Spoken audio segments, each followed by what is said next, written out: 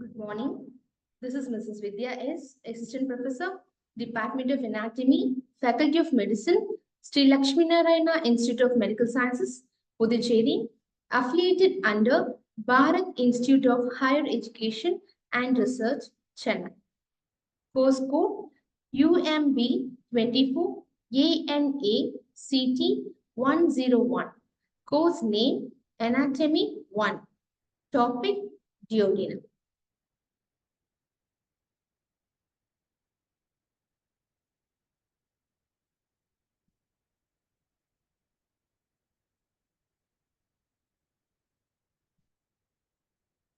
So, duodenum, the objectives going to see are the introduction about the duodenum, name the parts and what are the parts of the duodenum, relations, the ligaments which involved in that and giving the gripness for the duodenum.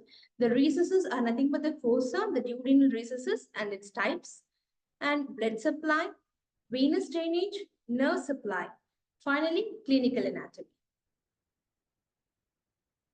So the name duodenum. Duodenum. So that is nothing but the first starting point of the small intestine and the end part of the pylorus. So the end part of the stomach with the starting point of the small intestine, we call it as a duodenum. Actually, the duodenum as a length is about width of the 12 fingers. It's almost 10 inch, otherwise 25 centimeter. Is found out by the Herophilus in the 300 BC. Coming to the anatomy of the duodenum, it is C-shaped and it is the initial part of the small intestine. And it is continuous with the stomach, that is nothing but the lower end of the pylorus. So what is the location? It is situated in the epigastric and the umbilical region.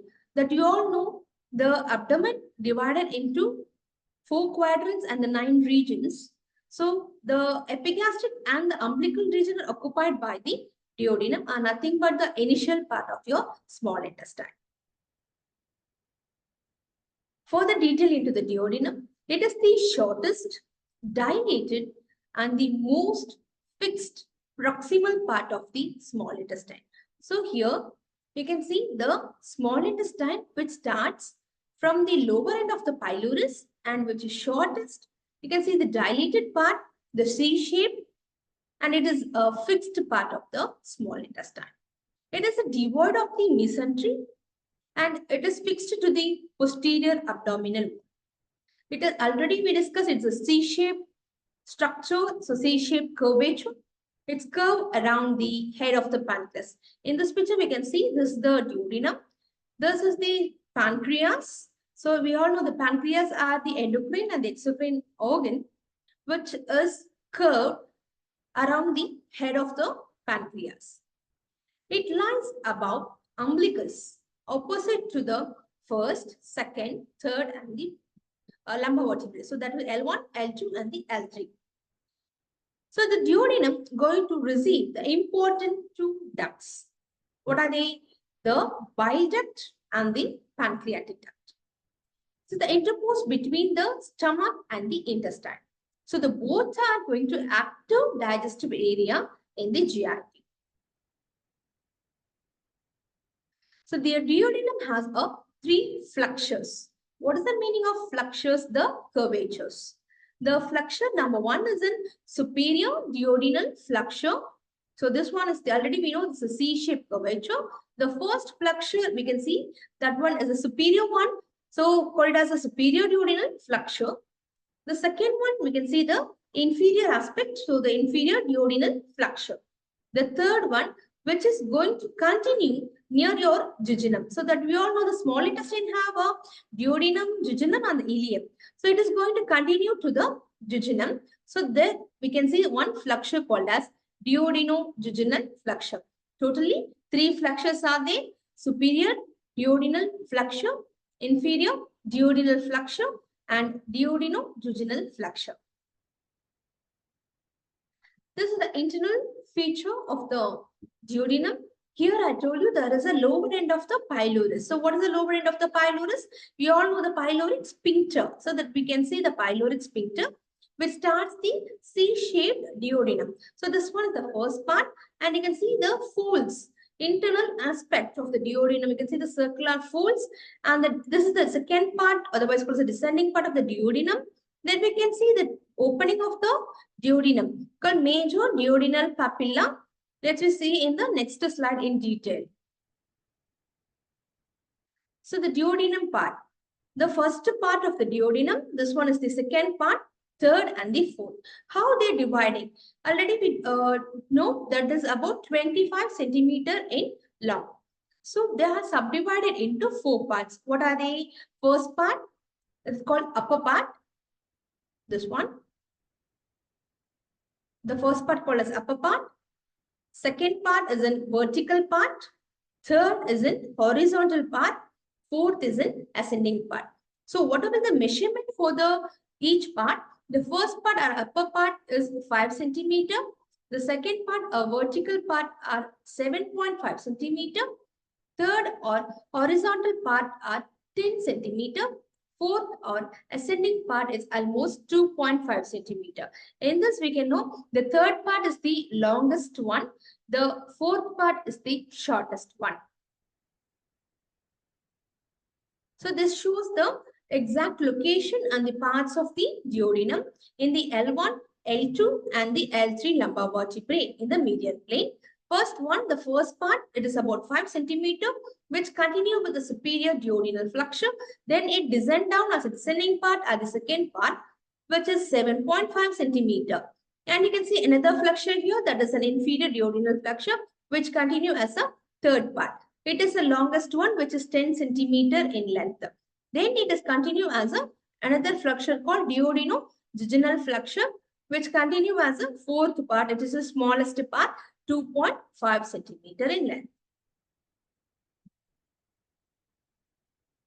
So this is the picture which showing the different parts and the different flexures. You can see the duodenal bulb. There are some dilation in the duodenal first part called as duodenal bulb, and the superior part continue as a flexure, descending part, inferior duodenal flexure, horizontal part, and we call it as the fourth part as an ascending part. And we can see the final flexure as a duodenojejunal flexure, which is going to continue as a jejunum. So we'll move on to the relations of the duodenum. So first part of the duodenum, which you all know, it begins at the pylorus and it's run upward and backward at the transpyloric plane. So what is the transpyloric plane? When you draw an imaginary line at the level of first lumbar vertebrae, that is about L1 vertebrae. So then you draw that line, the transverse way, that we call as a transpyloric plane. So the first part related with the transpyloric plane. So what about the relations? So anterior relation, which is a quadrate lobe of liver and the gallbladder. Posteriorly, it is related with the lesser sac, gastroduodenal artery, bile duct, portal vein, and inferior vena cava. Then superiorly, it is related with entrance for the lesser sac. That we all know there is one foramen which is going to connect the lesser sac with the greater sac, that is called it as the epiploic foramen. So that is superiorly present or related with the first part of the duodenum. Inferiorly, what is present? That is a head of the pancreas. So this shows the anterior, posterior, superior and the inferior relation for the first part of the duodenum. So this is the picture we're showing the relation for the first part of the duodenum. So you can superiorly, you can see the epiploic foramen and you can see the pancreas here. This is the first part of the duodenum. Superiorly, you can see the liver. That is nothing but the quadrate lobe of the liver, hepatic artery, bile duct, portal vein that are related with the first part of the duodenum. You can see the posteriorly same, the celiac tract. This supplies the gastroduodenal artery which is related here. Let's move on to the second part of the duodenum relation. The second part of the duodenum related laterally. Here you can see some difference. In the first part we saw anterior superior relation. Here we are seeing the lateral medial relation because it is a downward. So the descending part of the second part of the duodenum, we have a two relation here.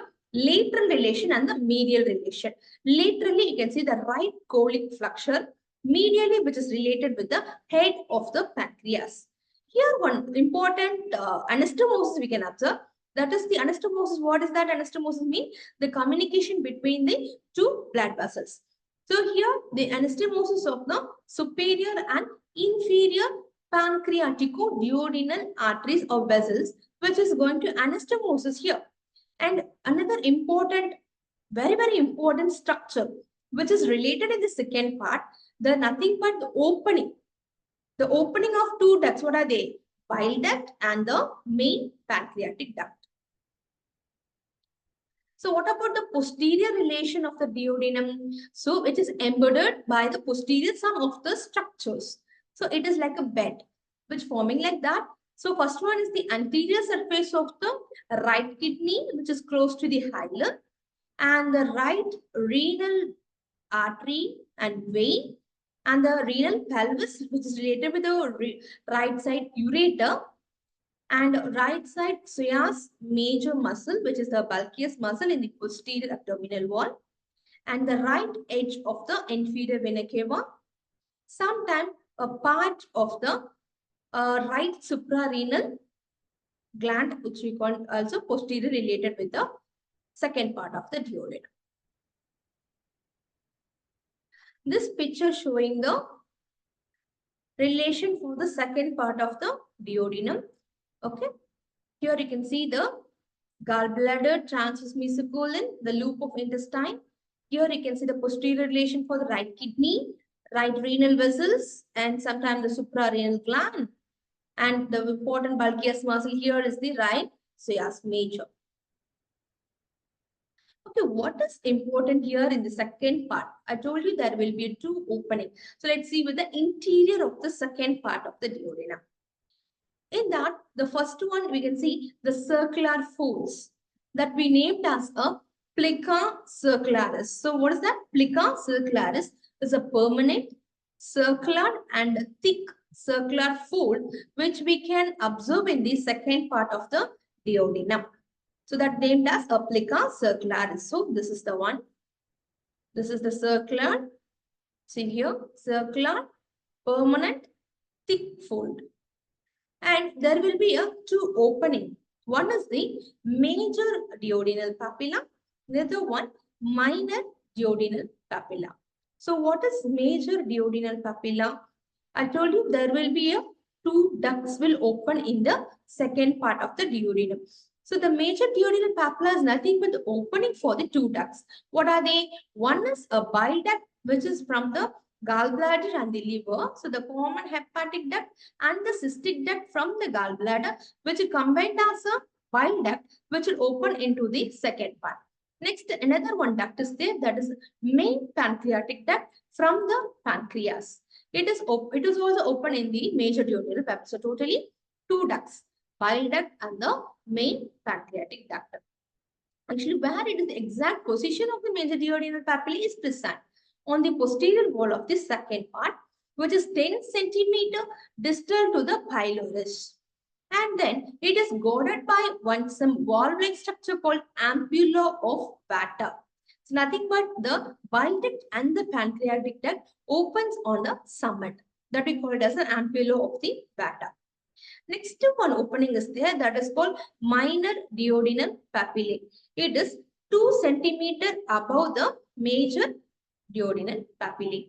It is also opened by one small duct, that is the accessory pancreatic duct open into the minor duodenal papilla. Another one, plica, is there. Already we saw plica circularis. It is a permanent circular and thick fold. Next one, plica semicircularis. It is like a arch which is present above in the major duodenal papillae. That named as a plica circularis. Semicircularis. Next one is a plica longitudinalis. So the vertical fold, the downwards from the major papillae. It's a vertical fold that named as a plica longitudinalis. Sometimes it has happened a vertical fold upward from the major papillae and it marks the bile duct. So these are three plicas. One is a plica circularis, plica semicircularis, and plica longitudinalis. So this picture is showing you the two important duct opening here. So this is the one, you can see the common hepatic duct, which is from the liver, right, and hepatic duct joined to as a common hepatic duct.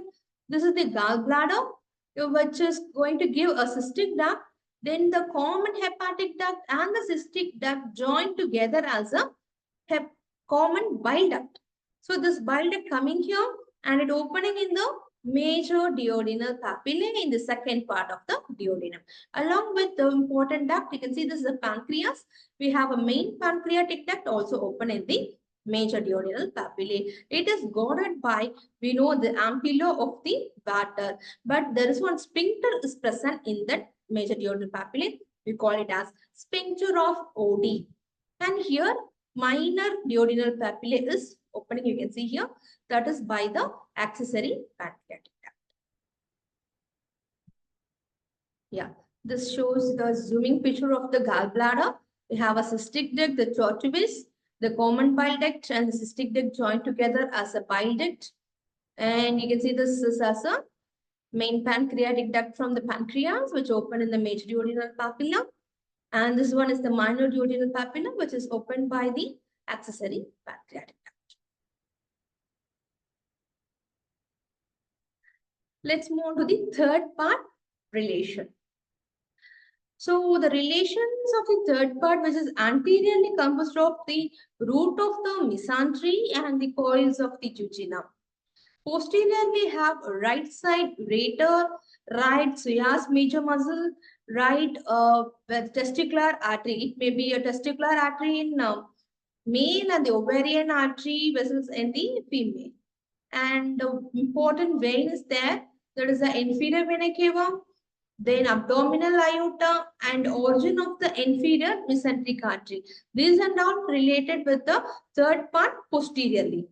Then what about the superior relation? Yes, there will be a curvature of the C. So obviously the presence of the pancreas is superiorly placed here. So superiorly related with the pancreas.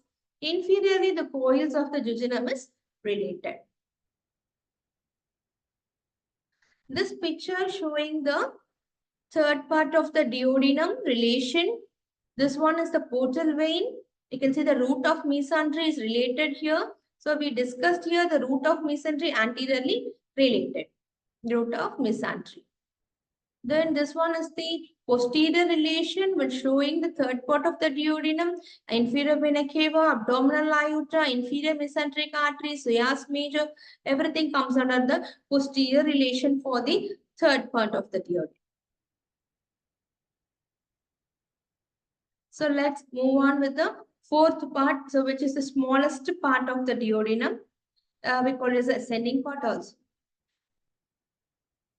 There will be a relation for the fourth part as a right side uncinate process of the pancreas. So this one is the fourth part. Here you can see this one is the uncinate process of the pancreas head and this one uncinate process which is related with the right side, and the left side it is related with the left kidney and the ureter. Superiorly, it is related with the body of the pancreas.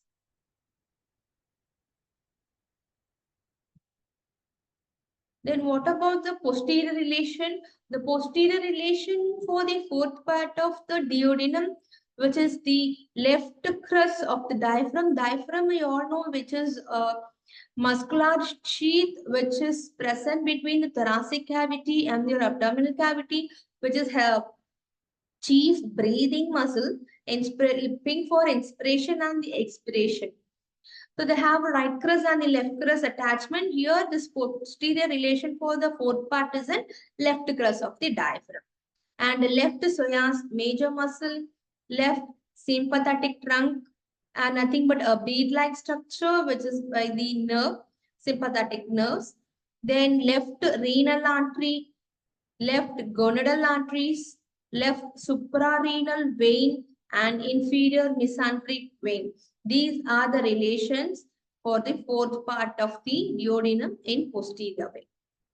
So you can show in this picture, this is the left sympathetic trunk, left renal vessels you can see here. This is the left gonadal artery vein and the mesenteric vein. This showing the clear image for the posterior relation. Yes, obviously sympathetic trunk. This one is the left renal vein, arteries, inferior mesenteric vein, and the gonadal artery, gonadal vein, and the inferior mesenteric here. Next, we move on to the ligament. So, there will be, already we know the duodenum is the fixed structure, but we need some ligament for the support.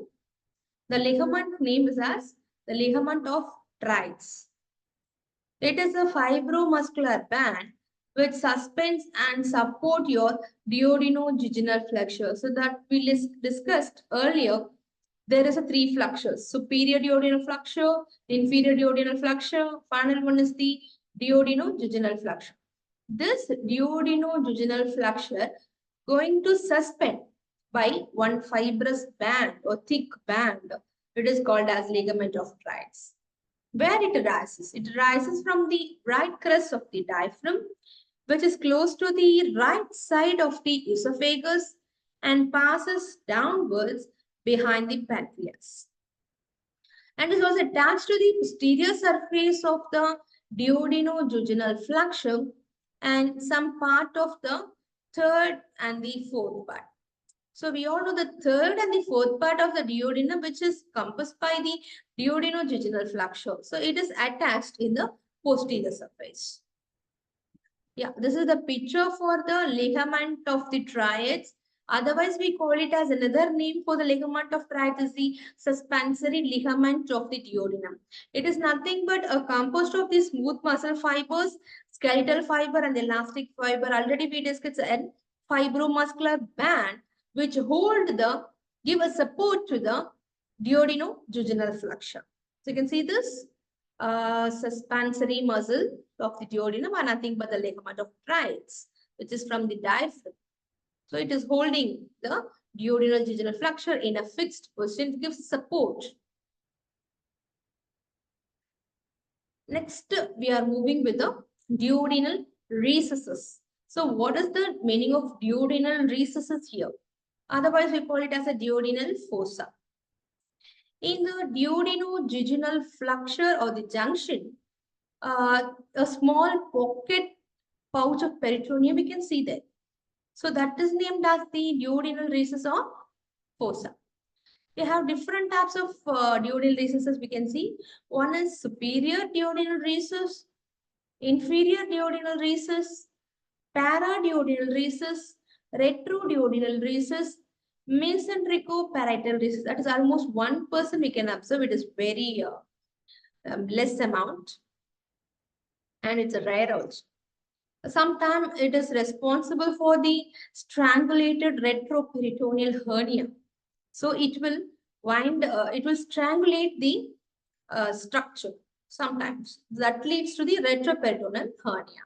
So let's see the structure difference picture for the duodenal recess. So this is the pocket pouch of peritoneum or space. This is recess, duodenal recess or fossa. This is the superior aspect. You can see the superior recess. This is the inferior duodenal recess. This is retroduodenal. This is paraduodenal. Another one you can see mesenteroparietal recess. So that we discuss mesenteroparietal recess is almost only we can found in the 1% of the population.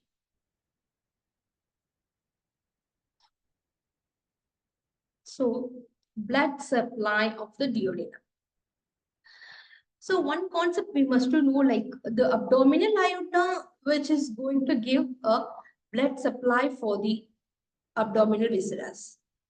That we discussed, like they're dividing the abdomen into foregut, midgut, hindgut. So the abdominal aorta is giving some of the unpaired branch and some of the paired branches.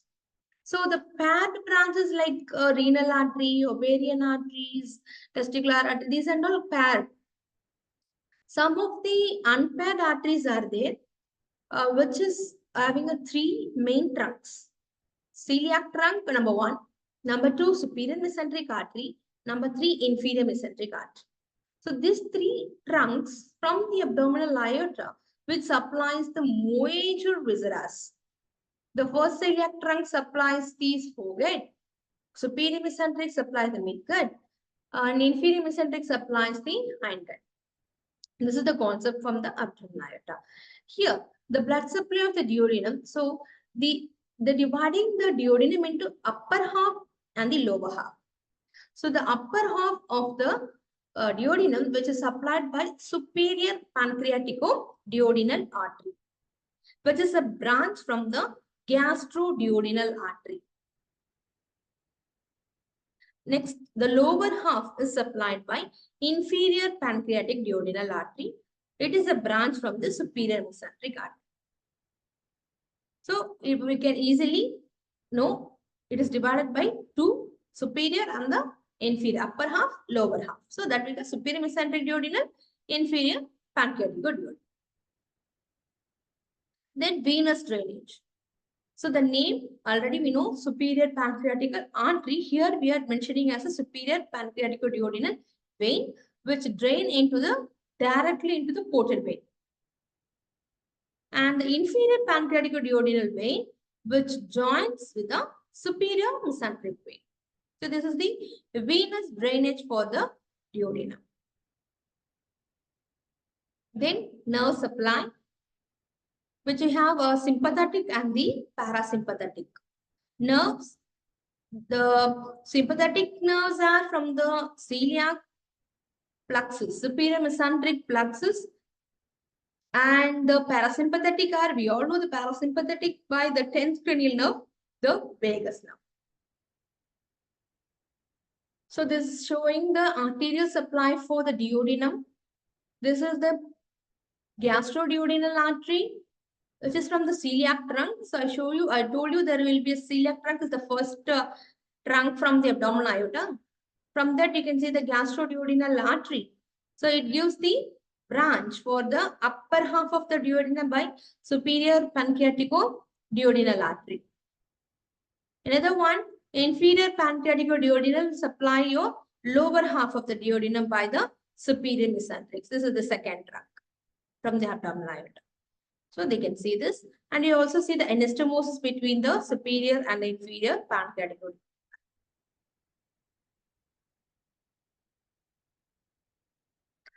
This is the picture showing the venous drainage for the duodenum. So this is the anterior and the superior pancreatico-duodenal vein, which drain into the anterior pancreatico-duodenal vein, drain into the portal vein. And this anterior and posterior inferior pancreatico-duodenal vein drains into the superior mesenteric. Lymphatic drainage. So it receives the lymph structure, lymph fluids from the lymph into the pyloric node. Then it transfers into the hepatic node. Then it transfers the lymph fluid into the celiac node. Finally, drains into the superior mesenteric. Innervation, yes, sympathetic by the celiac trunk T9 to T10 segments. Then parasympathetic by the 10th cranial nerve, vagus. Next, we move on to the interesting topic, the clinical anatomy of the duodenum. We all expose the word ulcer. Yes, the ulcer are nothing but the erosion of the mucosal layer in the GIT that we call it as the ulcer. That we have a gastric ulcer, peptic ulcer, and the one is a duodenal ulcer. Now we are focusing here as a duodenal ulcer. So this is the endoscopy picture of the duodenum, will showing the normal appearance and the ulceration. So the duodenal ulcer is nothing but the disruption of the mucosal integrity of the duodenum, which leading to the submucosal exposure. So the internal structure of the GIT composed of mucosal layer, then submucosa adventitia like that. So if we have erosion in the mucosal layer, it leads to the leading to the next layer called the next layer is submucosal exposure. That is called as duodenal ulcer. So it is a severe case. Here you can see the duodenum, which is eroded of the mucosal integrity and is showing the submucosa. This is a duodenal ulcer picture. Yeah, you can see this is a duodenal ulcer showing the mucosal eruptions. Submucosa is supposed to see here. This is the gastric ulcer. There is a difference here, gastric ulcer and the duodenal ulcer. Next is a duodenal cap.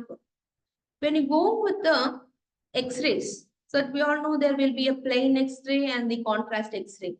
In the contrast X-ray, the contrast fluid, a dye will be given to the patient. Then we can take the X-ray. That is showing the contrast image. The internal organs we can see in the use of these X-rays. Here this X-ray showing the contrast image of the barium meal method. Here you can see the duodenal cap, which is a triangular shadow of its first part in the barium meal method of this X-ray. And the transverse colon is the most mobile part of the large intestine. That is also we can observe. So this is the duodenal cap. So this is the inflammation of the duodenum. See, the inner mucosal layer are get inflamed and is reddish in color because of the duodenitis condition. The inflammation of the duodenum leads to the duodenitis. Next is a double bubble sign. This is the radiographic picture showing the distended stomach. So this is the, you can see there's a black shadow here. This is the distended stomach and the distended duodenum here, which are separated by one small valve. That is already we know the pyloric valve. Yeah, this is described as a double bubble sign. Here one bubble, here one bubble. So it's look like a double bubble. This is nothing but the radiographic showing the double bubble sign, distended stomach and the distended duodenum, separated by the small valve called as a pyloric valve. Next, clinical anatomy is duodenal atresia. So what does the atresia mean? There will be a absence or complete absence or incomplete absence or the closure of the portion is maybe in the any internal structure. Now we are being in the congenital or absence. Congenital means that you all know the complications which happen in the intrauterine life itself called congenital. So here the congenital absence or the complete closure of the small portion of the lumen of the duodenum. That leads to the duodenal atresia. See, the inner lumen is closed. So incomplete closure. That is called the duodenal atresia here. So it causes the increased, what is the reason for this duodenal atresia in the congenital infants? It leads to the increased level of the amniotic fluid in the pregnancy type called polyhydramnios. And also the intestinal obstruction is one of the cause for the newborn babies. So what will be the treatment for this? The treatment including suctioning out any fluid which is trapped in the stomach. They can use that method. And previously years, and also providing a fluids IV because there will be a closure of the duodenum. They can't able to pass the breast milk. So they alternatively they'll provide a intravenous fluid. They can start that. And then move on with the surgical repair of the intestinal closure. So they will open the intestine. So that is one of the treatment here. Next is an duodenal diverticulum. It is one of the congenital. This is also a congenital condition. It's caused by the herniation of the duodenal lining through the gaps in the muscular porta. So it is a pouch attached to the duodenum, and the first part of the small intestine just pass to the stomach. So this is like a diverticulum. It may be a two types, one via intramural type, another one is an extramural type. So in this picture, we can see the two diverticulum here, a pouch-like structure. This is extra actually. This is by the herniation of the duodenal lining, also through the in the muscle core. The arteries and ducts which pierces the wall also. This is called duodenal diverticulum. This is also one of the congenital condition, annular pancreas. So why I'm explaining annular pancreas in the duodenum? It is related with the duodenum. Okay. It is a rare condition actually, in which the second part of the duodenum is surrounded by a ring of the pancreatic tissue. See, in the pancreatic development, there will be a ventral bud development and the dorsal bud development. But here, the ventral bud development will go bilobed and it wind around the second part of the duodenum. So, the portion of the pancreas can constrict the duodenum and blocks and also leads to the impair of the flow, blood flow. It leads to the intestine. So that is one of the congenital condition called as annular pancreas, is nothing but which wind around the second part of the duodenum. It will constrict and block the blood vessels. Thank you. So let's just revise of these topics.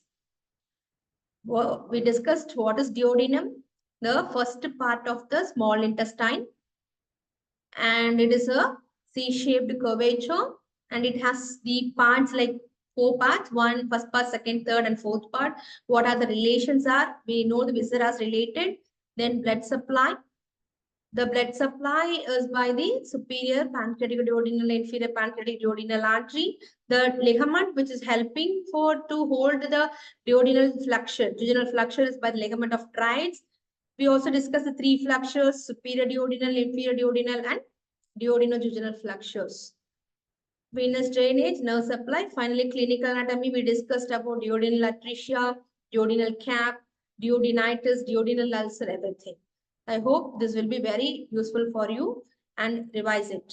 Thank you.